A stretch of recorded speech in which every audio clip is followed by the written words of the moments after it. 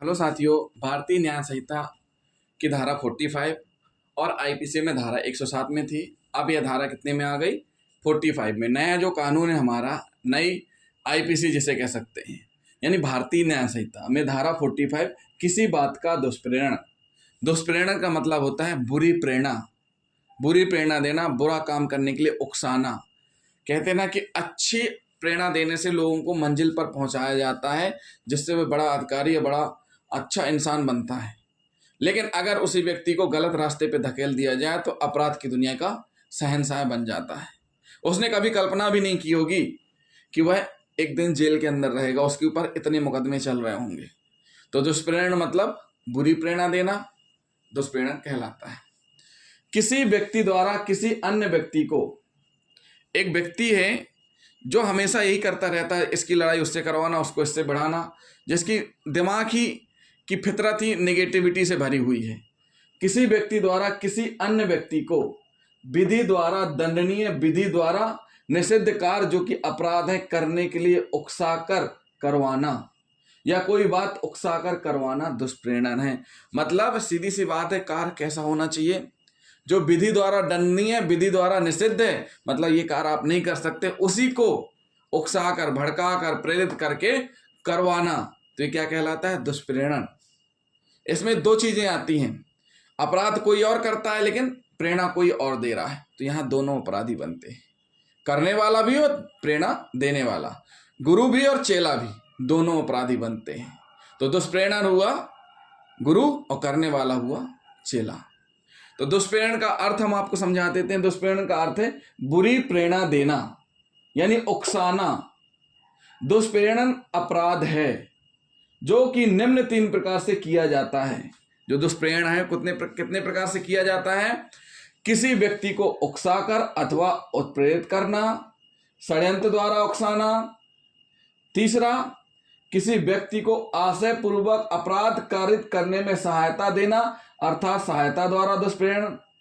और इसी में हम एक अलग से बना दिए हैं, चौथा, पत्र द्वारा दुष्प्रेरण।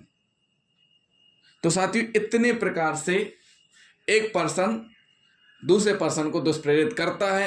यानी गुरु जी जो अपराध के गुरु हैं, अपने चेलाओं को ऐसे प्रेरित करते हैं, कैसे? उकसाकर, षड्यंत्र बनाकर, सहायता कर। ये सब दुष्प्रेरण के ही अंग हैं। तो किसी व्यक्ति को उकसाकर अथवा उत्प्रेरित करने से मतलब क्या है, ये समझ लेते हैं। सबसे पहले, किसी कार्य को करने के लिए इंस्पायर करना, उसको इतना मोटिवेट कर देते हैं, अरे कुछ नहीं होता, तुम्हें एक ही बार जेब तो काटनी है, अरे कुछ नहीं होता, एक बार फ्रॉड कॉल ही तो करना है, देखना अपने पास लाखों आ गए। ये क्या है? इंस्पायरिंग है, दुष्प्रेरणा है बुरे कार्य करने के लिए। मतलब किसी कार्य को करने के लिए इंस्पायर करना, उसको आगे बढ़ाना, प्रेरित करना, प्रोत्साहित करना।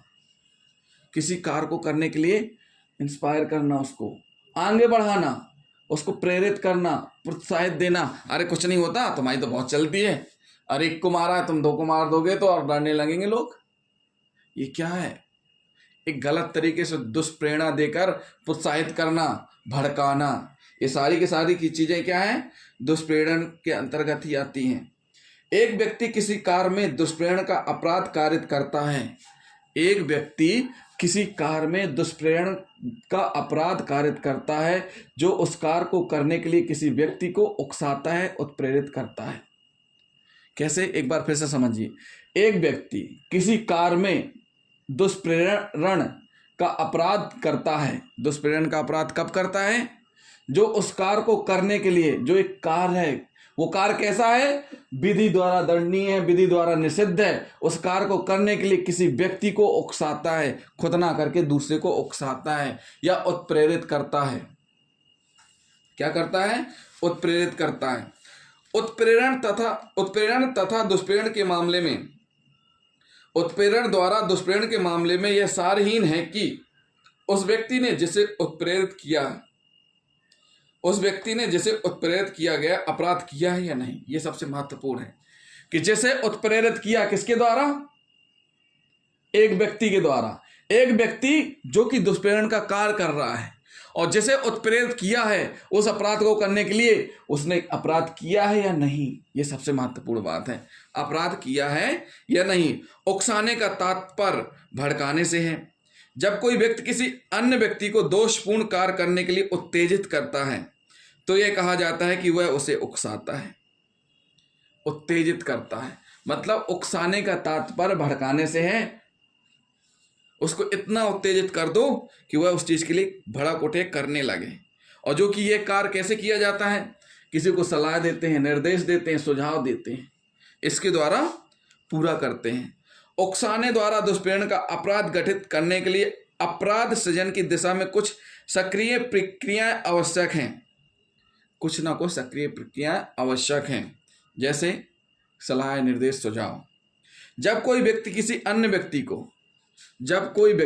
अन्य व्यक्ति को कार्य करने के लिए क्या करता है, बढ़ावा देता है, प्रोत्साहित करता है, भड़काता है, तो यह कहा जाएगा कि उसने उस व्यक्ति को कार्य करने के लिए उकसाया है। क्या माना जाएगा कि उसने उस व्यक्ति को कार्य करने के लिए उकसाया है। तो साथियों, ये क्या हुआ, दुष्प्रेरण कहला गया। तो जो व्यक्ति इस प्रकार से उकसाता है, भड़काता है, उत्प्रेरित करता है, आगे बढ़ाता है, वह भी उसी के लिए उतना ही दंडनीय है जितना कि करने वाला। कोई कार्य जो अपराध के पूरा हो जाने के बाद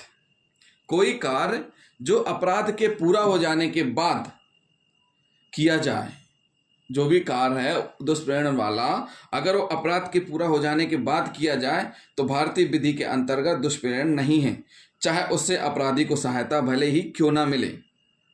क्या ना मिले, भले ही सहायता क्यों ना मिले। दुष्प्रेरक द्वारा अपराध में किसी न किसी प्रकार से भाग लेना जरूरी है। दुष्प्रेरक द्वारा अपराध में ये जो है किसी न किसी प्रकार से भाग लेना जरूरी है। भाग लेने का अर्थ अपराध में सक्रिय भाग लेना नहीं है। इसका तात्पर्य भाषा के माध्यम से प्रत्यक्ष या परोक्ष रूप में उकसाना। भाग लेने का मतलब ये नहीं कि टीम में जाकर के सामने मारपीट करना। भाग लेने का मतलब है कि उसको उकसा दिया और सामने वाला जाके करके आ गया, ना कि उनके साथ में जाना।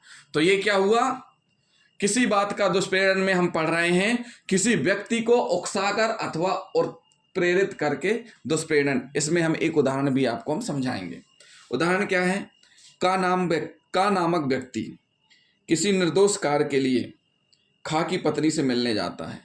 का नामक व्यक्ति किसी निर्दोष, कोई सिंपल सा काम होगा, खा की पत्नी से मिलने जाता है। गा खा और का के बीच झगड़ा करवाने की नीयत से खा से कहता है कि का उसकी पत्नी से अफेयर रखता है। यदि गा के इस कथन के कारण खा